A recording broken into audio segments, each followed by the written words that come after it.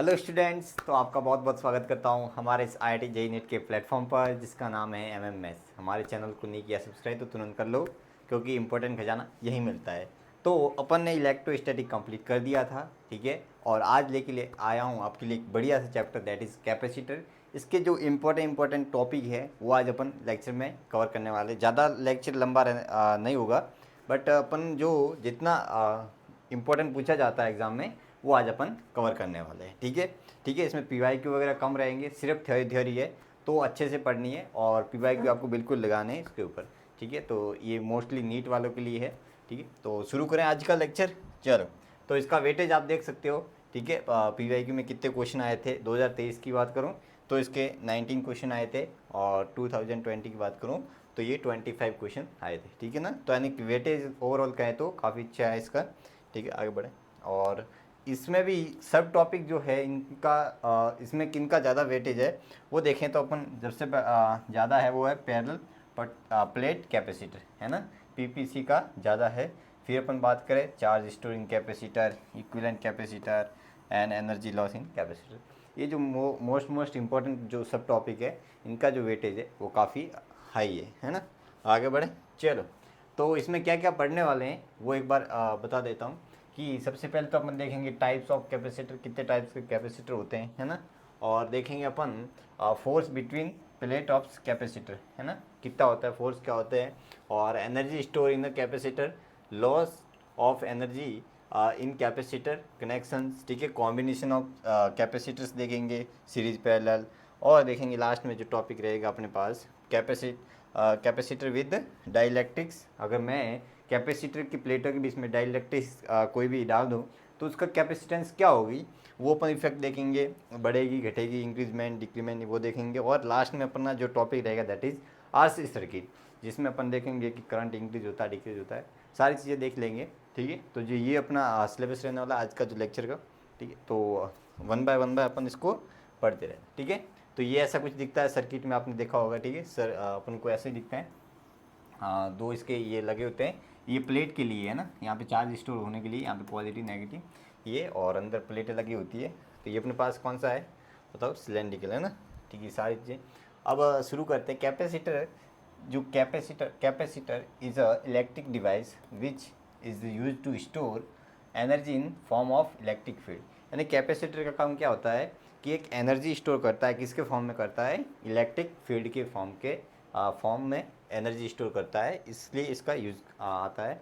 और यहाँ पे इसकी कैपेसिटेंस जो लिखा है यहाँ पे, ये इसकी प्रॉपर्टी होती है ना, कैपेसिटेंस, कि कितना स्टोर कर सकता है वो उसकी होती है कैपेसिटेंस, है ना।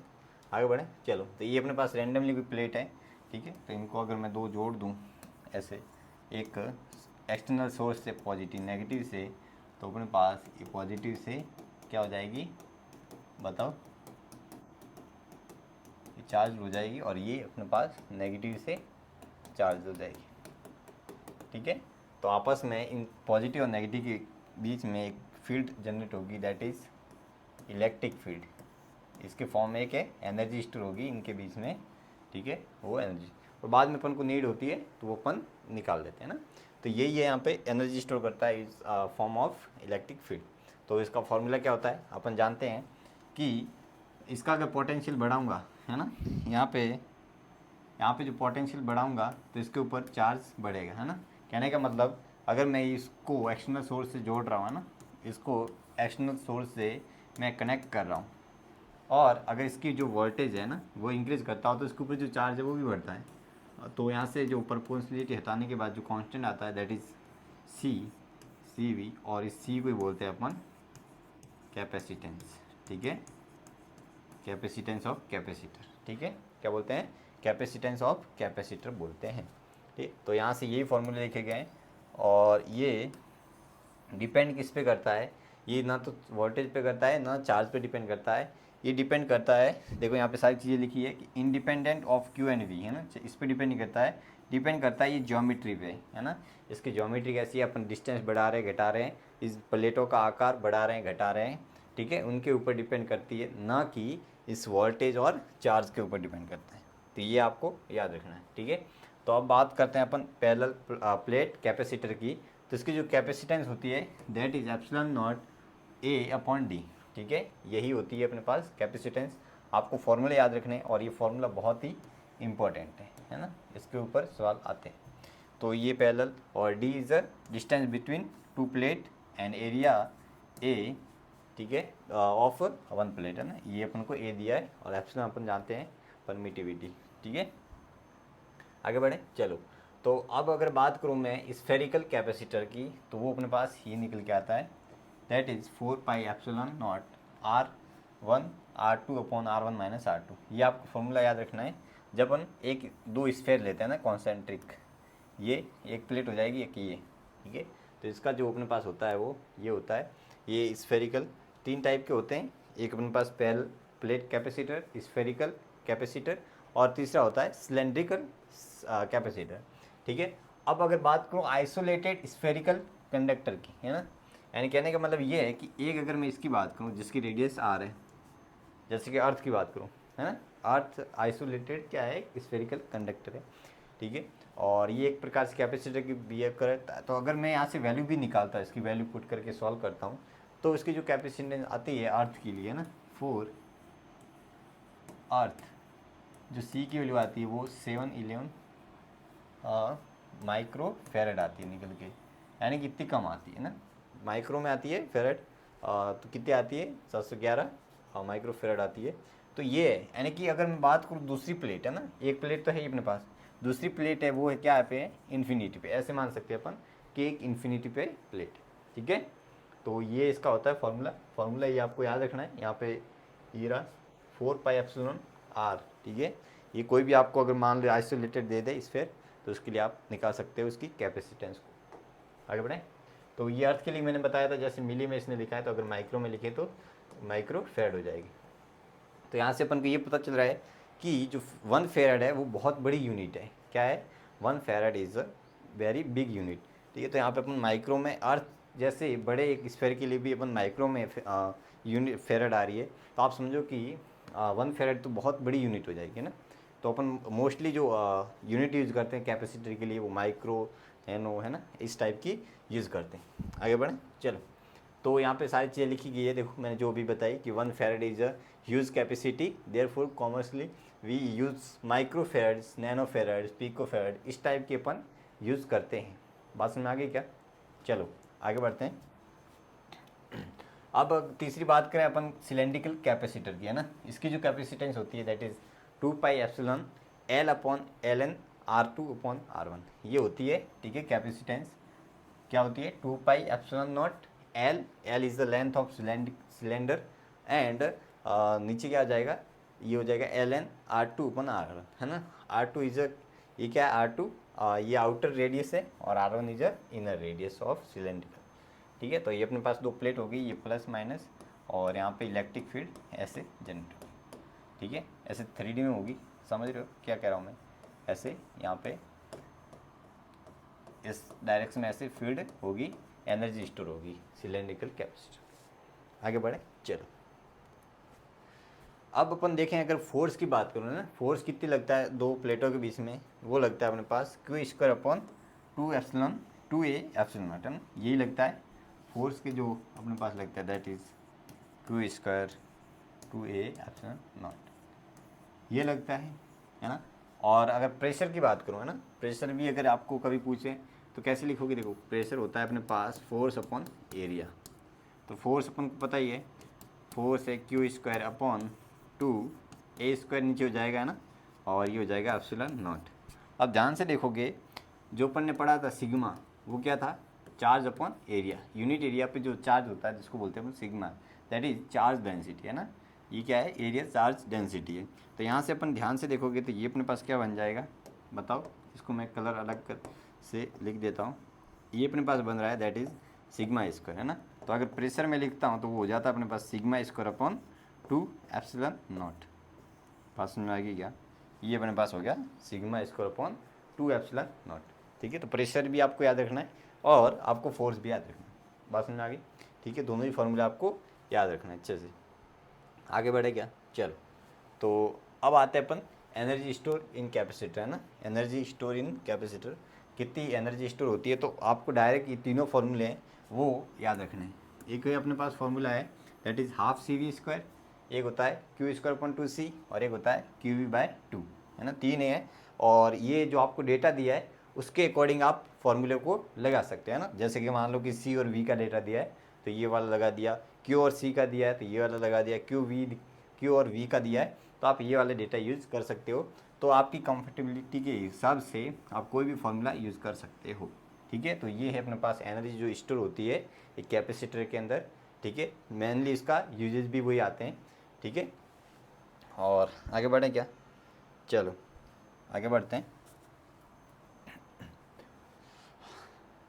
अब लाइक प्लेट अगर अपन कनेक्ट कर देते हैं ना, दो जैसे कैपेसिटर है, ठीक है, और अपन ने क्या कर दिया, पहले इनिशियल में बैटरी से कनेक्टेड थी, अब उनको हटा के अपन दोनों कैपेसिटर को ऐड कर दिया, वो जो कि सेम प्लेट सेम के साथ ऐड करते हैं। तब इस केस में जो इनका कॉमन पोटेंशियल क्या होगा, है ना, इनिशियल में ये अलग पोटेंशियल पे थी, ये अलग पे थी, फिर इनको हटा के बैटरी से दोनों को आपस में कनेक्ट कर दिया।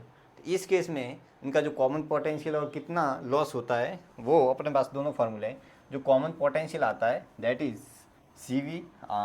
C1V1 plus C2V2 upon C1 plus C2, और जो अपने पास एनर्जी लॉस आता है ना, कितना लॉस होता है, दैट इज़ ये होता है C1 C2 upon C2 C1 plus C2 V1 minus V2 का होल स्क्वायर, है ना।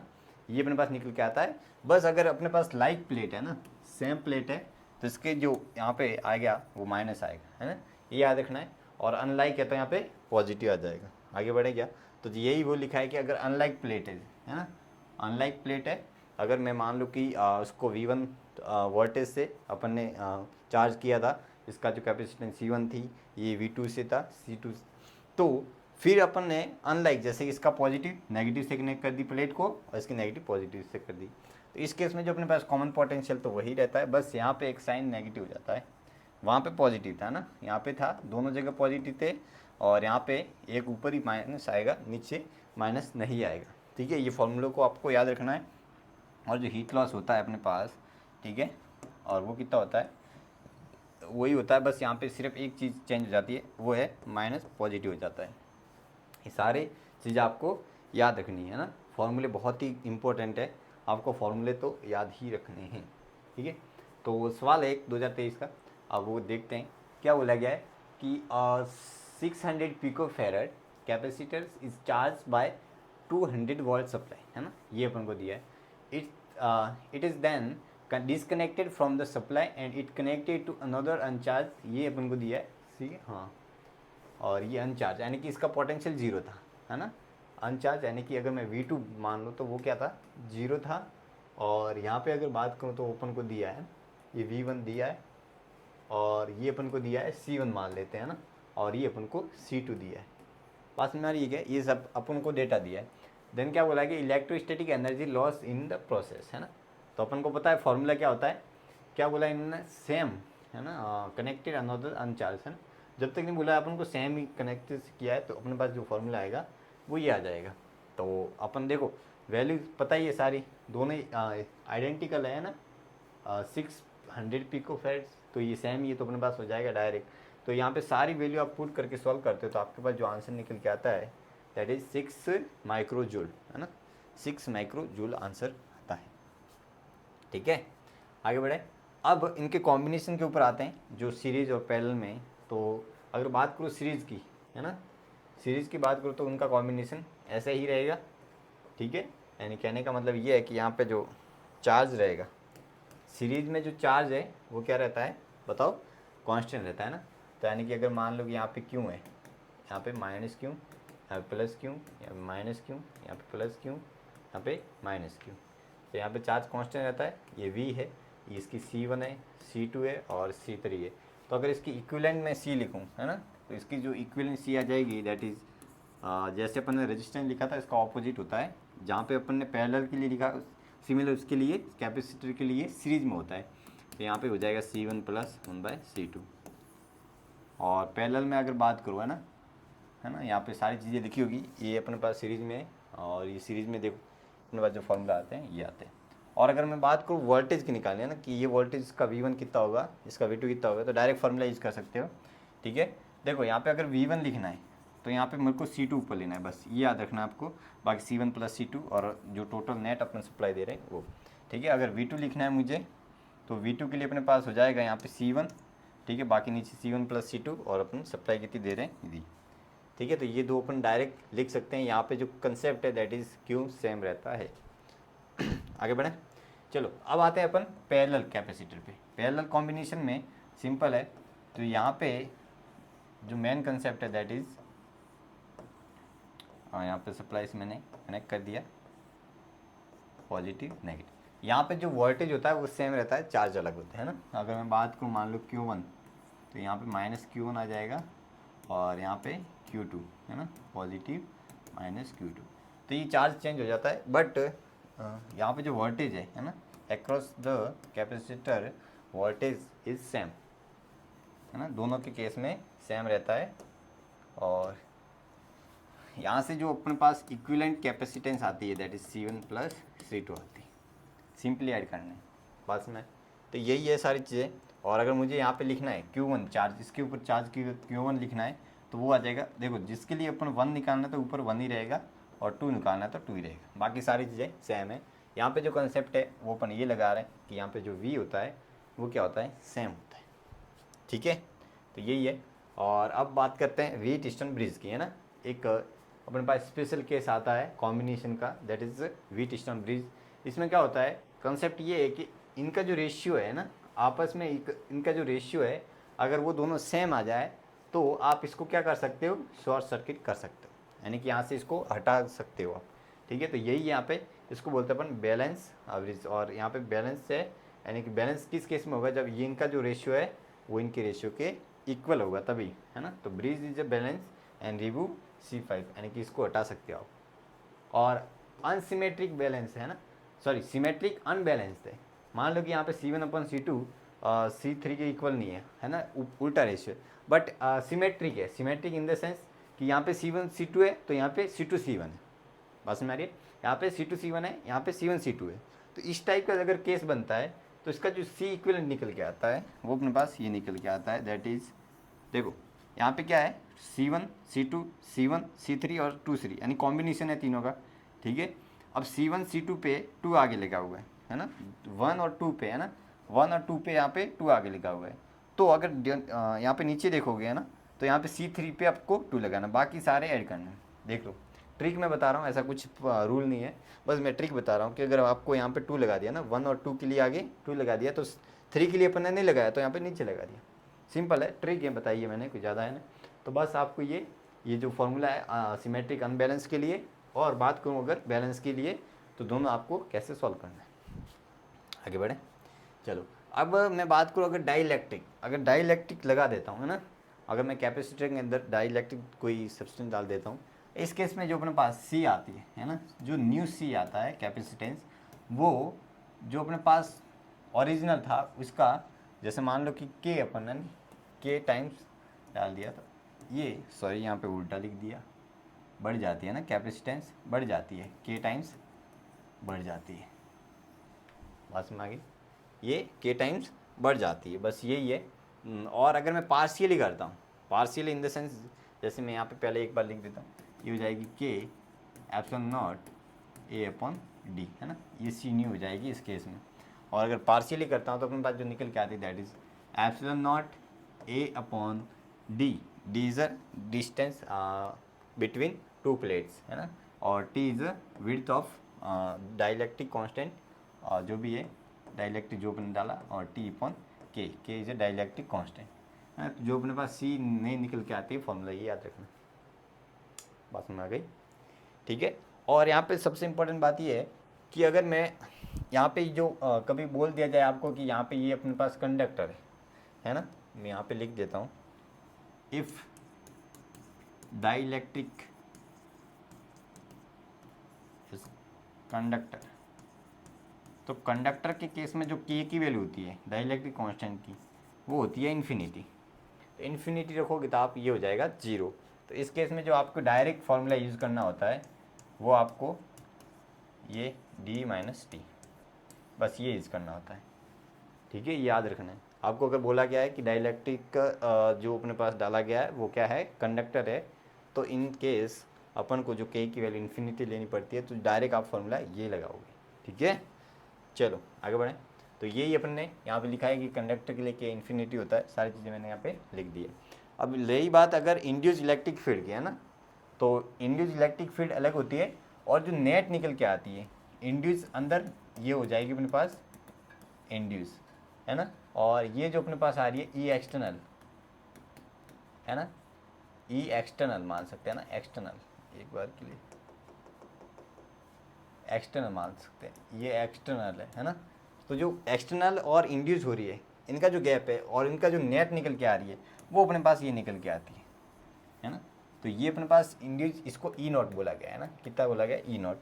तो यहाँ से अगर मैं बात करूँ, जो ई नेट आ रही है वो कितनी आ रही है, ई नॉट बाय के। और ये किसके इक्वल है, अब ध्यान से देखो, ये लिख देता हूँ मैं, जो ई नॉट बाय के है वो किसके इक्वल है, ई नॉट और इसके अंदर से इंड्यूस घटा दो, है ना। तो अगर इंड्यूस की बता रहा हूँ मैं, है ना, इंड्यूस अगर ई आ रहा है तो वो आ जाएगा अपने पास, ई कॉमन ले लो और 1 - 1 के। और ई की अगर बात करूँ मैं सिग्मा की, है ना, सिग्मा इंड्यूस की, तो ये हो जाएगा epsilon naught 2 equal to sigma naught upon 2 epsilon naught 1 - 1 के। तो यहाँ से ये कैंसिल हो गया। तो अगर मैं सिग्मा की बात करूँ, है ना, तो ये भी क्या आ जाएगा अपने पास, सिग्मा नॉट 1 - 1 के। और ये इंड्यूस हो जाएगा और ये नेगेटिव आएगा ना, ऑपोजिट डायरेक्शन, अगर डायरेक्शन बात नेगेटिव। और चार्ज क्या हो जाएगा, क्यू इंड्यूस जो होगा, है ना, इनसाइड जो चार्ज क्यू इंड्यूस होगा वो अपने पास क्या होगा, एरिया, है ना, एरिया सेम ही है। और ये हो जाएगा नॉट अपॉन एरिया 1 - 1 के। तो यहाँ से एरिया कैंसिल, तो क्यू इंड्यूस आ रहा है जो क्यू नॉट 1 - 1 के। तो ये सारे जो फॉर्मूले मैंने यहाँ पे लिखे हैं ना इलेक्ट्रिक फील्ड के, ये तो ये तीनों आपको याद रखने हैं। तो अगर पूछ ले कि इंड्यूस कितना होता है तो आप बता सकते हो। ठीक है, आगे बढ़ें, चलो। तो ये अब कुछ ऐसे भी कॉम्बिनेशन होता है कि अलग अलग मैंने डाई इलेक्ट्रिक डाल दिया कैपेसिटर के अंदर, तो इस केस में जो equivalent capacitor sorry dielectric constant होगा वो क्या होगा।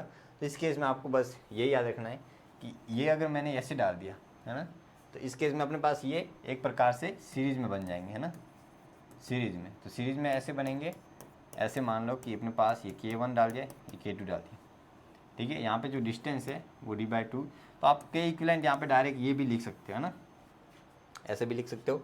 और इस केस में आपको के इक्विवेलेंट ऐसे लिखना है, K1 + K2 बाय एवरेज लिखना है ना, ये आपको याद रखना है। अब अगर देखो यहाँ पे लिखा गया है, कुछ केसेस में आपको ऐसे इस टाइप के सवाल देते हैं कि इन प्रेजेंस ऑफ बैटरी, है ना, तो V सेम रहेगा, और इन एब्सेंस ऑफ बैटरी तो Q सेम रहेगा। अब ये इसका जो ये पॉइंट लिखे हैं, तो ये कैसे अप्लाई कैसे करते हैं वो देखो। जैसे कि यहाँ पे RC सर्किट के लिए इम्पोर्टेंट है कि अगर मान लो कि बैटरी रखी गई है ना, बैटरी वही है, प्रेजेंस है, तो आपका V वही रहेगा, V चेंज नहीं होगा। और अगर हटा दी तो यहाँ पे चार्ज सेम रहेगा। ये आपको कॉन्सेप्ट लगाना है। अब अपन आते हैं RC सर्किट पे, है ना, RC सर्किट लास्ट टॉपिक है ना, RC सर्किट। और इसके ऊपर सवाल क्या कैसे पूछते हैं वो देखिए। RC सर्किट में अपन जैसे ही यहाँ पे स्विच क्लोज करते हैं तो डायरेक्ट तो करंट नहीं बहता है, धीरे धीरे धीरे इंक्रीज होता है, और एक इन्फिनिटी टाइम पे वो करंट है वो क्या हो जाता है, जीरो हो जाता है। तो मैं बात करूँ अगर करंट की, तो वो करंट होता है अपने पास, वो होता है I0 1 - e⁻t/τ। तो यहाँ पे जो टाउ है वो है टाइम कांस्टेंट। सारी चीज़ें मैं बता रहा हूँ यहाँ पे, टाइम कांस्टेंट जिसकी वैल्यू होती है RC, क्या होती है, RC। और इसका एप्लीकेशन यूनिट पे भी आते हैं, कई सवाल आए हुए हैं कि अगर RC का प्रोडक्ट बताओ कि इसकी यूनिट क्या होगी, तो टाइम बताना आपको, टाइम हो गया ना, तो आपको फिर वहाँ पे निकालनी नहीं पड़ती। तो अगर मैं बात करूँ टाइम इक्वल टू 0 पे, तो 0 पे ये कितना हो जाएगा बताओ, ये अपने पास टी की वैल्यू 0 रखूँगा तो टी 1 हो जाएगा, 1 - 1 0, इनिशियल में 0। और इन्फिनिटी पे बताओ तो उल्टा लिख दिया शायद, यहाँ पे इसको मिटा देते हैं, सारी चीज़ें यहाँ पे वैसे लिखी हुई है ना। देखो यहाँ पे T = 0 पे जो कैपेसिटर है एज ए शॉर्ट सर्किट की तरह बिहेव करेगा। मैं अभी सारी चीज़ें इसको समझा दूंगा। और टी इजिकल टू इन्फिनिटी पे ओपन सर्किट की तरह बिहेव करेगा। अब कैसे, देखो अभी जो मैंने लिखाई थी सारी चीज़ें, तो यहाँ पे जो करंट है ना, वो होगा आई नॉट ई की power minus t by tau, है ना, ये होता है करंट। और यहाँ पे जो आई नॉट है वो क्या है, वो है वी अपॉन आर, है ना। आई नॉट क्या है, वी अपॉन आर है। तो आप देखो टी इजिकल टू जीरो पर अगर वैल्यू पुट करते हो तो ये हो जाएगी आई नॉट, और टी इजिकल टू इन्फिनिटी पे ये जीरो हो जाएगी तो करंट जीरो हो जाएगा। तो जब टी इजिकल टू जीरो पे तो ये पूरा करंट बहेगा और धीरे धीरे धीरे क्या होगा, इंक्रीज होगा, सॉरी डिक्रीज होगा। तो यहाँ पे आई नॉट था, फिर धीरे धीरे क्या होगा, इसे डिक्रीज होगा इन्फिनिटी बाद ये। अगर मैं यहाँ पे दोनों के केस लिखता हूँ ना, टी इजिकल टू जीरो पे जो आई है वो आई नॉट होगा, है ना, और टी इजिकल टू इन्फिनिटी पे बनाऊँ तो ये हो जाएगा मेरे पास जीरो। यानी कि अगर मैं बात करूँ तो एक प्रकार से कैपेसिटर इनिशियल में तो नॉर्मल बात करेगा जैसे कि एक सिंगल वायर की तरह, और अगर बात करूँ मैं इन्फिनिटी पे टाइम पे तो वो एक शॉर्ट सर्किट की तरफ बिहेव करेगा। ये यहाँ पे जो लाइन लिखी गई है वो यही लिखी गई है ना, आरसी सर्किट के लिए यही है। तो आपको ऐसे कोई सर्किट दे दे कैपेसिटर वाला और इसमें करंट पूछे तो एक और होता है स्टेडी स्टेट। स्टेडी स्टेट का मतलब होता है, यहाँ पे अगर क्वेश्चन में लिखा आ रहा है स्टेडी स्टेट का मतलब है ये, ठीक है, यानी कि बहुत लंबे टाइम बाद, स्टेडी स्टेट में बहुत लंबे टाइम में बाद, यानी कि टी इजिकल इन्फिनिटी पे ये ओपन सर्किट की तरह बिहेव करेगा। तो सवाल करते हैं कि जैसे कि अपने पास 14 वोल्ट है और ये कॉम्बिनेशन दिया है, तो एक टी इजिकल टू जीरो पे अपन निकालते हैं और एक टी इजिकल टू इन्फिनिटी। तो टी इजिकल टू जीरो पे ये किसकी तरह बिहेव करेगा, एक सिंगल वायर की तरह। तो यहाँ से अपन डायरेक्ट लिख सकते हैं, ये अपने पास 2 12 14, तो यहाँ पे जो अपने पास करंट आ जाएगा इनिशियल में ये हो जाएगा 14 बाय आर इक्वलेंट इसका 14 आ रहा है, डायरेक्ट लिख सकती है 1 एम्पियर। और अब बात करूँ इन्फिनिटी पे, है ना, टी इजिकल टू इन्फिनिटी पे बात करता हूँ तो ये एक प्रकार से ब्लॉक हो जाएगा, है ना। ये जो वायर यहाँ से करंट फ्लो होना बंद हो जाएगा, तो अब करंट पूरा पूरा यहाँ से फ्लो होगा। तो इस केस में ये अपने पास हो जाएगा 18, है ना, सीरीज़ में दोनों, तो 18। तो इस केस में जो आई की वैल्यू आ जाएगी वो आ जाएगी, कितनी आ जाएगी, ये हो जाएगा 14 बाय 18 एम्पियर, है ना, ये आएगी। बात में आ गई क्या, तो यही दोनों मैंने केस में बता दिया। तो अब ही हमारे चैनल का लो क्या QR है, आप स्कैन कर सकते हो, हमारे इंस्टाग्राम चैनल से भी जुड़ सकते हो, ठीक है, पेज से भी जुड़ सकते हो यहाँ पे स्कैन करके। ये हमारा चैनल है, सब्सक्राइब करना है, अपने दोस्तों के साथ में ज़रूर शेयर करना है। तो लास्ट तक बने रहे, इसके लिए आपका बहुत बहुत धन्यवाद, और मिलता हूँ आपको नए लेक्चर में। तब तक के लिए जो सारे कंसेप्ट पता जो मैंने पढ़ा है अच्छे से, है ना, वो आपको अच्छे से पढ़ने और उनके ऊपर थोड़े से PYQs लगाने हैं ताकि जो ये कंसेप्ट है वो स्ट्रांग हो जाए, ठीक है। तो मिलता हूँ आपको नए लेक्चर में, तब तक के लिए अच्छे से पढ़ते रहो। Wish you all the best for upcoming examination. Thank you.